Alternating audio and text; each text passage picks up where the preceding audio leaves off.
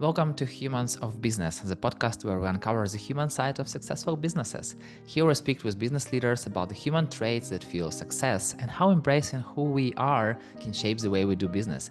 Every business starts with a human, so let's learn from real humans, one story at a time.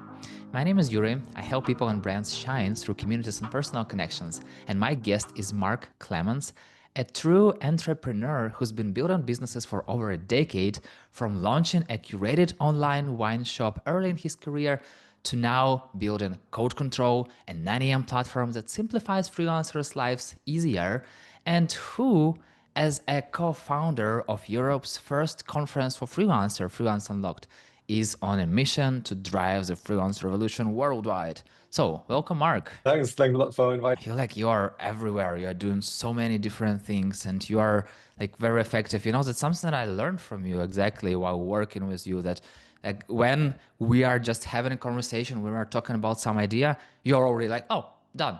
It's ready. What's next?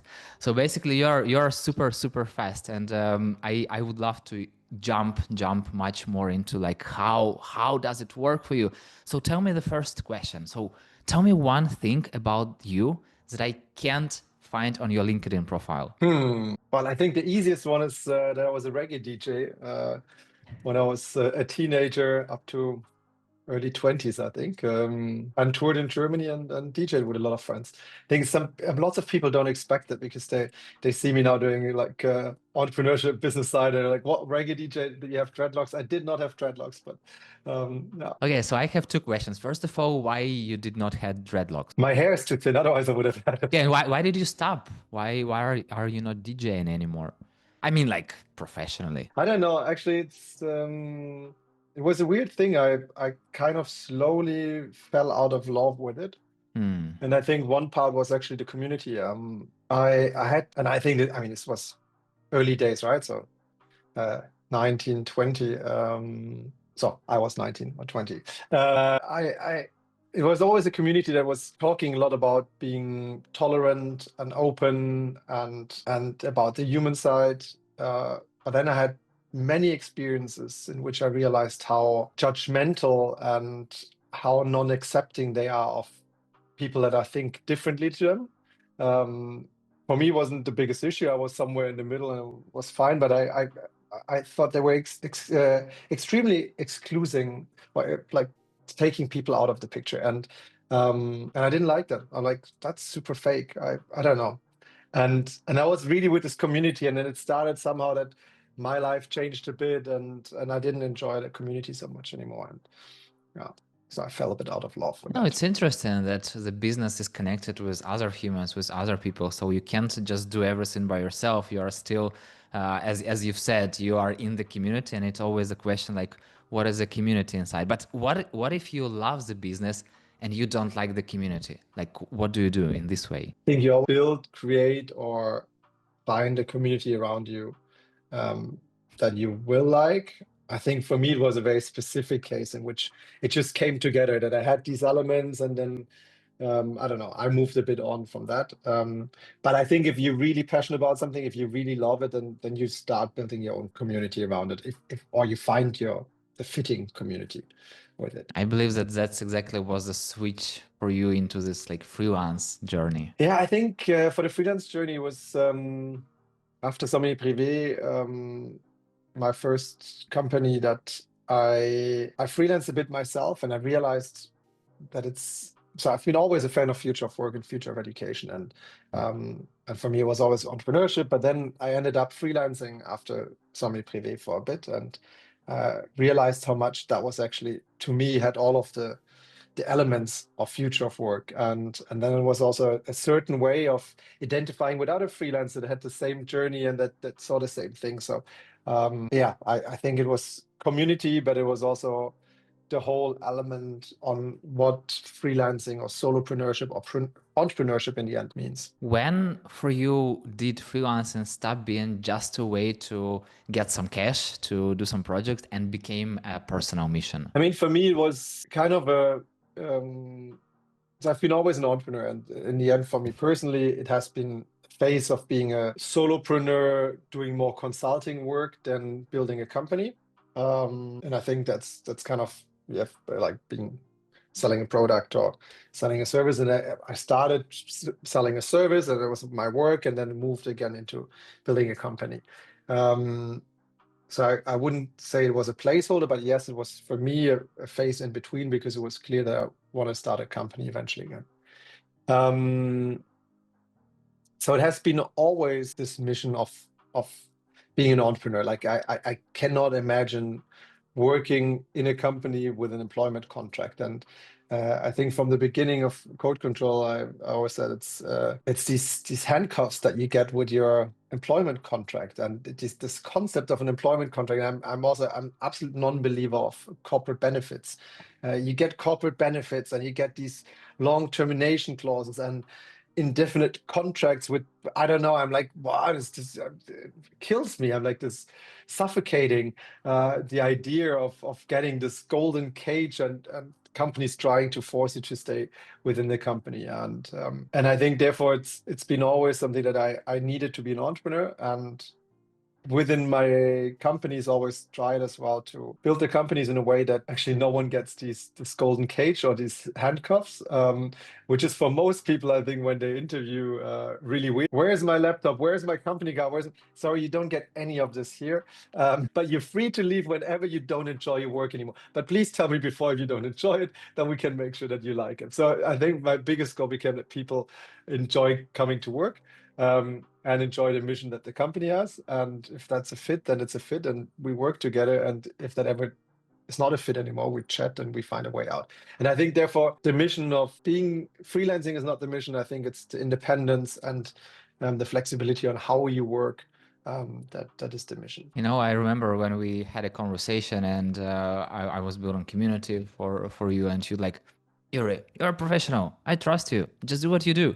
And then like I was like, oh, is it really possible? Okay, let's do it. So it's kind of like, it definitely works for me, because you know, as you are, I feel like this handcuffs, and I talk to many people from corporate environments, and they talk about this bureaucracy, about how they have to agree with all this decision, like with 3 levels of management. And I'm like, are you kidding me? Like, you can try 10 different things in like 1 week, and to get this permission you have to wait for 1 month. No, it's not how business works, but for some reason corporates work that way. And still, I believe it's not for everyone. You know, I feel like sometimes when you give people such kind of freedom, it can be scary. They might get lost. So how do you find those people to work with you who really cherish this freedom? So I agree, it's not for everyone. I mean, back in the day, I said it's for everyone. I think now I agree these days it's not for everyone. I think perhaps the truth is somewhere in between. I would hope it's for everyone, but not everyone is ready for it. But there's also different phase in your life in which you might need different things, right? So especially when it comes to security.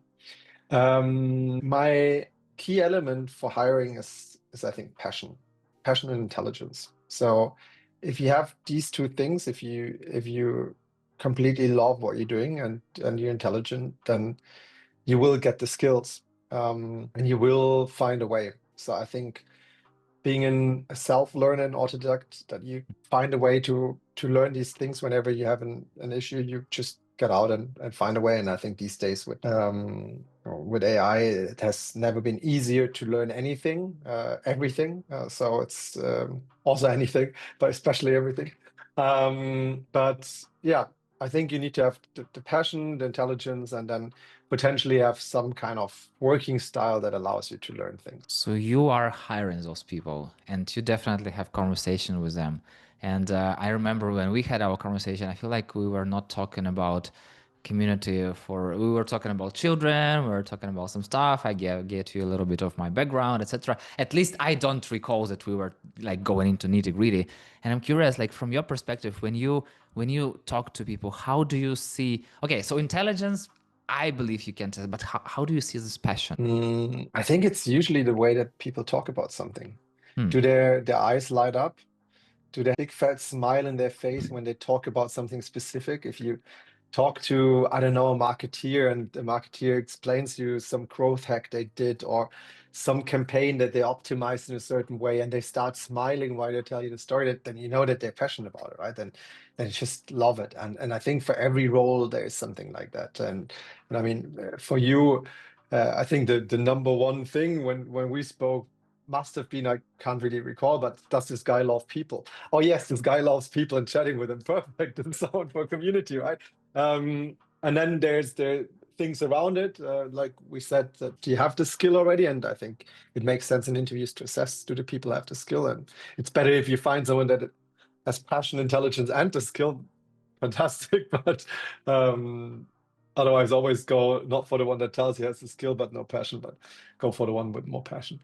Yeah, so I think it's really about the way you talk about stuff, and the other part is how the story works out, right? So people tell their life story, and if their life story is without taking responsibility of their own life, and without having something where you think like, oh yeah, they said because of that and that and that, they loved that, and that's why they did it.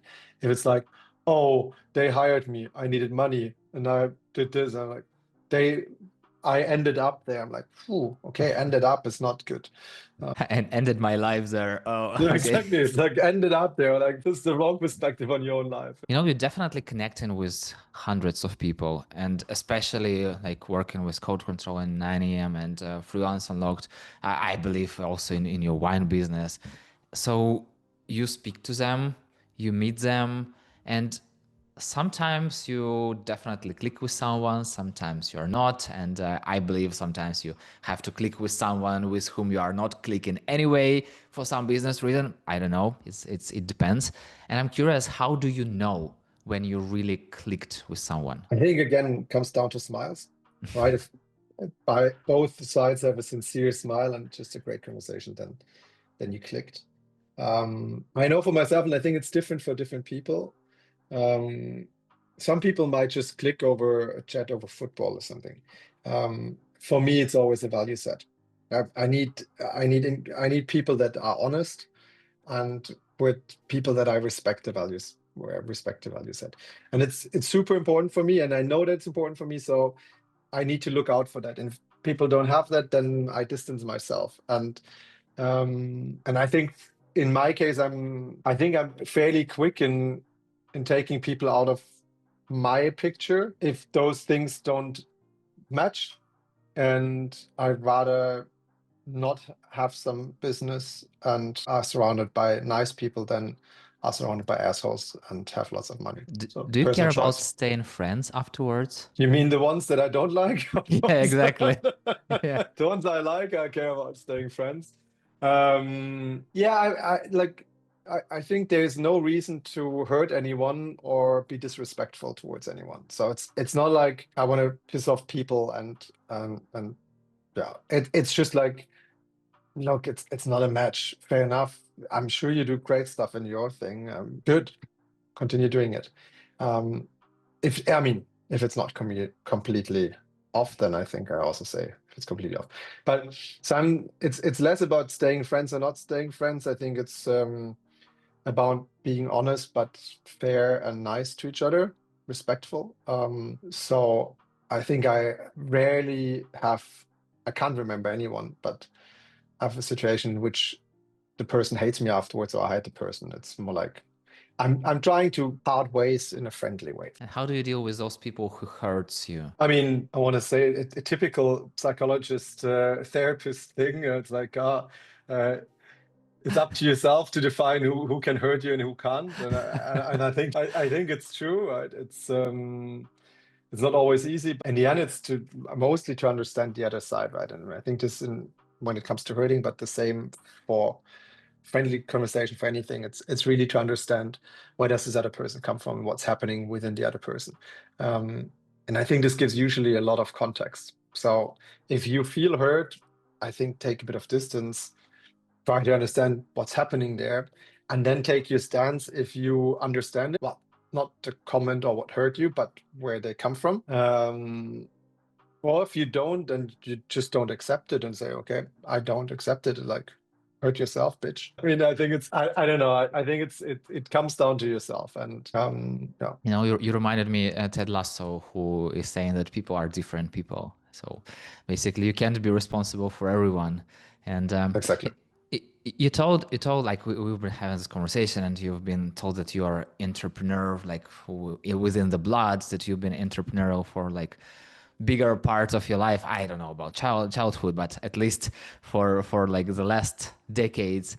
And if we take away the founder entrepreneur title, and if we are talking about like psychological part, who are you at your core? Ooh, this is getting deep. I don't know. I think there are different layers to it, and I think it's a lifelong journey to find out who you are. I just turned 40 1.5 months, 2 months ago. And my wife asked lots of friends to write me a letter or like something to me, and it was very sweet, and it was very interesting. I mean, I'm super grateful for people doing this and sending pictures, but also for learning their perspective on me. I definitely have an issue with alcohol. That's what they wrote to you. Exactly. There's too much booze and there's too much partying. I think every single person mentioned that. That's something to think about. But I think a lot of people said a host, a father, and a friend. I think these were the elements that stuck with me, which I like. Yes, I agree. I need my personal time, but I love hosting people.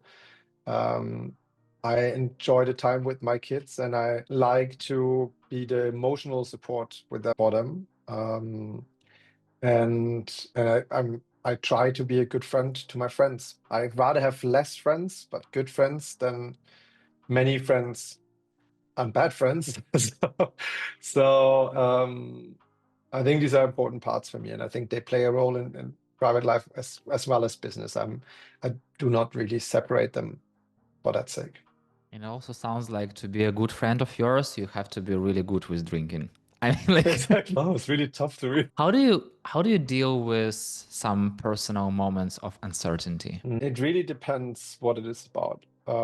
I think there can be moments of uncertainty because you just have a bad day. You drank too much on the weekend.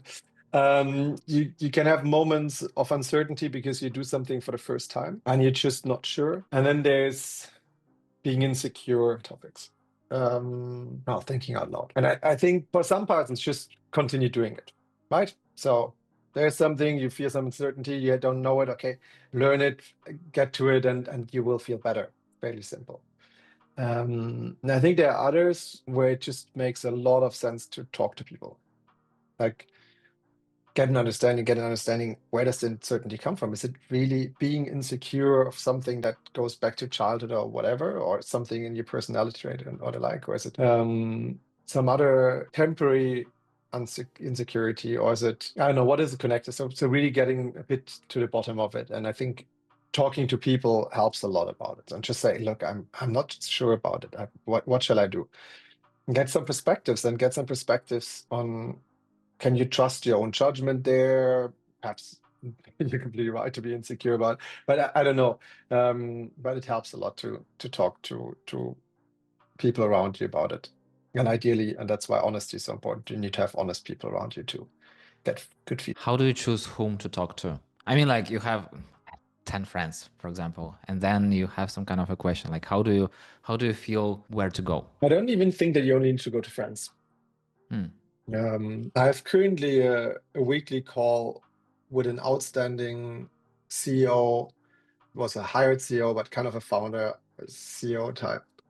I mean, he was a CEO, but a founder type CEO. And has built an amazing company that is just outstanding manager. And we have a weekly call and we just chat about things.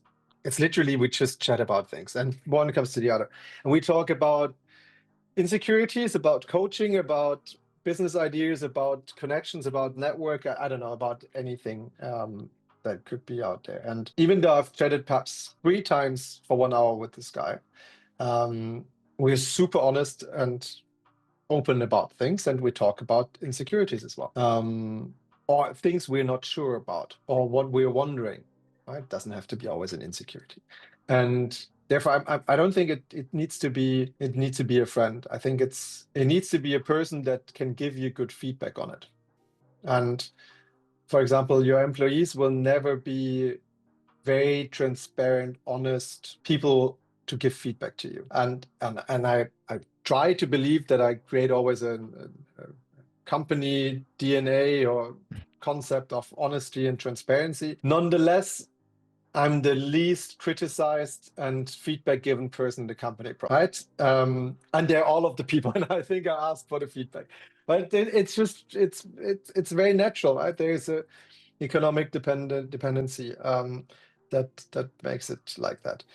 So if you want this honest feedback, you need to either ask people after they left the company, or you need to ask people that are potentially on the same level, or people you worked with briefly. So you need to find the right person to ask the feedback and get the feedback, or to have a conversation about. And I think it's very specific for each. You know, it's fun that you mentioned that you are having like different conversation, and it still sounds like a friend, even though it's like, and it also sounded to me like a friendipy, you know, like friendship and therapy. So kind of like this kind of Exactly. conversation. And you know, no matter what's going on in your like personal, professional life, you are always full of optimism and passion. And yeah, I saw that sometimes you are like feeling low, but still it's always like, yeah, I'm dealing with it. Yeah, I'm moving forward. And coming back to what you've said, that it's all about just keep doing, keep going. And I'm curious, what keeps you going? I have no idea. That was probably the optimism was the other thing that everyone put in there. I don't know. I think I'm in a lucky situation in which I believe in the good in people. I believe it'll be fine, and I think we live to enjoy life. So it's, I mean, with these three things, how can I be sad for a long while? Right? And how can I be thinking that just everything goes to shit?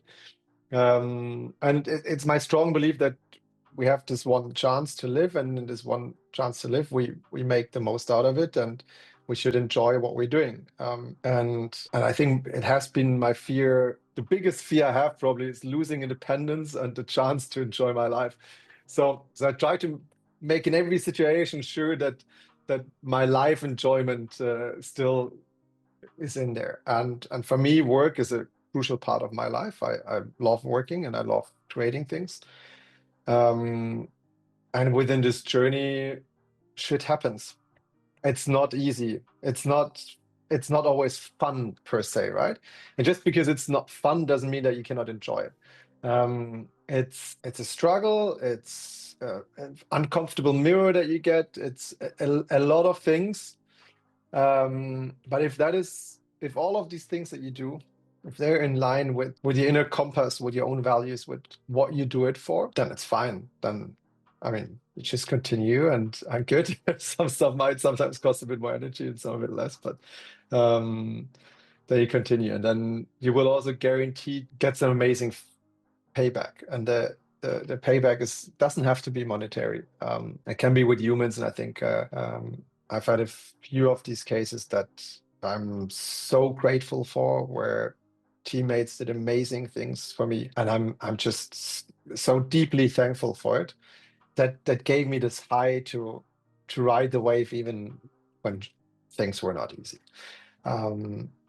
So I don't know. I think in the end it works out. You know, I feel like still, no matter how much optimism you have and so how much emotional support, sometimes it's time to say goodbye to some people. Sometimes it's time to stop some businesses. Sometimes it's time to pivot or like start doing completely opposite of what you were doing. Even if we are not talking about like closing the business, but like in the same business, sometimes you have to pivot. So I'm curious, how do you know or maybe feel that it's time to do some pivot? Look, at Code Control, I kind of went out 4 years ago, kind of and not, and I think too slowly, but also did a big mistake not selling it and trying to have it managed externally, which doesn't work at a certain size. I don't know, for us it didn't work. So I cannot tell you that I'm the best judge on when to get out. And and how to do it. I think usually when there is a small feeling of discomfort that is persistent, and I think it counts for everything. And the easiest is always the same for for teammates, employees, if you have the feeling that it's not working, then you need to speak it out and you say, hey, look, I think it's not working. I think it's not a match. And out of exercise, you can do it transparently, but I think there's worse than keeping things artificially alive. Like, I think it's, you have this feeling of you want out, it doesn't feel right anymore. And then it's usually more your fears, your non-willingness to look it into the eyes and say, okay, I have to do something. And usually, yeah, you get the feeling and you need to listen to the feeling and not try to push it away. You need to listen to it, act. And then that's, I think, another part of keeping actually enjoyment high. It doesn't always work, right? Done a mistake a million times. Especially if you want to so badly believe in it. Yeah. And I think this is closing a chapter. And there's the question, pivoting. I mean, it's on the business side, there's always the topic of what is the equity that you've built, the assets that you've created? I'm not talking about the sunk cost that went into it, but what is the actual asset? And is there an asset? Has your hypothesis been proven wrong, or do you need to just try to find different angles to find a go-to-market or product market fit? And I think if you have a good asset at the core, then it's more about pivoting and finding your ways to prove the hypothesis or find new hypotheses that work with your asset. If you have not created any asset and it's not working out, then it's time to get out. And the other part is opportunity cost, right? And an opportunity cost, again, can be purely monetary. You can say, I want to get there, I could get that, and I'm getting this. And if I continue doing that, then it's that. That's very simple. And I think this is, if money is your biggest factor, then this is the right way to do it. Otherwise, you need to check in with your other elements, your emotional score, I don't know, the team you work with, or what gives you happiness. I don't know. There are other elements that can play into the equation to decide I want to continue, I want to pivot, or in the end say, okay, it's time. We've talked a lot, and I feel like I have a feeling of the answer for the next question, and still I would love to hear it from you. So how do you define success beyond financial metrics? Your happiness. I mean, I think it's about happiness now. I think it's happiness, and happiness, however, also means for everyone something different and has different ingredients. And I think there's different ingredients at different to different phases of your life. You are doing so many things once again, and I also you told that you love working, and I feel like it's the hardest part for people when they love working to stop working sometimes. So I'm curious, how do you know when it's time to stop and pause and recharge? Again, I think there are two elements. One is on a day-to-day. I think this is something that I found a very good approach to. For me, it's not working on the weekends and usually dropping my pen latest at 7 in the evening. Now, currently, I'm actually trying to put in a few more evening hours again and start when the kids are in bed at 8, 9 to do another hour or so. But for me, it's a very clear cutoff, because I think especially as an entrepreneur, freelancer, solopreneur, there's always endless work. So there's no reason to ever stop working, right? And if there was, then you would just come up with the next thing. So you need to force yourself to stop working, and you need to understand for yourself what is it that helps you. For me, it's sports. So these days I'm doing 6 o'clock. I wake up in the morning early. I hate waking up early in the morning, but since we got kids, it anyways happens. And then I also make it another hour earlier, and I do sports in the morning. It's been a challenging transition for me to get this into my life. But I really enjoy it because I have my half an hour to an hour that guaranteed there's no one around me, and I can do some sports. And I need that to keep me sane. And I need time with my friends and with my kids to stay sane. And I need a good amount of time with friends to stay sane. And I think if I have that, I can go forever and ever. Now, the bigger issue for me is holidays. These have been in the last, I don't know, probably 4 years, not been working out too well, because always something naturally explodes exactly in that moment. I try to have different 2 categories of holidays. Do not disturb me holidays, and then I take them no matter what, and I'm out. And holidays. Normal holidays I have, unfortunately, but more work intensive these days than I would like to, which is not good. But I think that's the other part. You need to make sure that you have your holidays and that you have your breaks in between. Usually there's nothing bigger happening, right? Sometimes it's the best thing for an organization if you're even 1, 2, 3 months out of the company. It sometimes creates another dynamic, and people upskill, and you learn things that and see things with people happening that normally doesn't if you're available. And if you're suddenly not available, you create another self-responsibility on things, or accountability. I feel like it's what you've said. It's always a lot of things to do.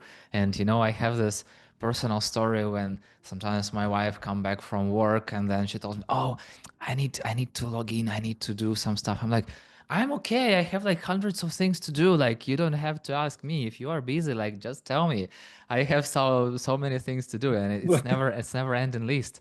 So I totally get what you're talking about. And still I feel like it's very, very nice to switch sometimes, because what I noticed that no matter what, your mind is not switching. I mean, like, Oh, your no. I focus mean, you is continue switching. 24/7. Yeah, Exactly. it's still working on all the tasks that you are doing, that, and you're kind of like delegating to kind of like unconscious part, and maybe you are like, talking to friends, you're playing with kids, but your mind is still working. So it's what like, just knowing this really helps me to switch, because I know that at somewhere in the middle of a game, I can find some idea that I can never come up with while like sitting and focusing. So I think that it's very, very important to Agreed. have those moments. And Mark, I have so many questions, and I wish to have the sky is the limit, but time is the limit. So the final question: what is one thing that you are really good at that no one knows that you are really good at? And no one knows, like, I'm telling everyone everything, so it's super transparent. I mean, And like, I need to be publicly, like in a public and space. I need to be really good at it. So it's not Ah, okay if I'm a little bit good. goodish enough. I'm goodish with DIY, right? So most people don't think that I'm good with okay with DIY, but I wouldn't say I'm amazing. But I love doing DIY, and fixing things. Got it. And what is the best way to connect with you? LinkedIn, I think, is the easiest. Feel free to reach out. Leave me a little note that I know why you're reaching out. That helps me a lot. And last but not least, name 2 people I should have this conversation with. One, Thomas Maas. I think he's an amazing guy. And another one is from Top IT Services. Got it. Mark, you told that it's hard to get from employees like the feedback, and I have this feeling that you make it's always so easy to kind of like call shit, and just by being present, by the way that you communicate with people, by the way you are being open and honest, and like always telling that if something is wrong, like, hey, here is what goes wrong, here is like how I feel about it. And I feel like you are always creating this safe space for other people to speak up. And also, I have no idea how, but you make this feeling that a person just want to be your friend, Oh, So you're just like, and you were talking a lot about a community, and even though you are not a community, I mean, like, officially not a community builder, I feel like you are totally a community builder in your soul, in your heart. And that's what I also really, really love about you. And every time we speak, it's a huge pleasure for me personally. And thank you so much for sharing just a little bit of your story. no, thank you, Yuri. It's been a pleasure, and I just can give you back these compliments. It's always absolutely amazing talking to you. Thank you very much. And see you in the business world. And thank you so much for listening. If you have any questions about how the community can help you reach and overcome your business goals faster, let's connect on LinkedIn and talk about it. That's it. We're done. See you in the next episode.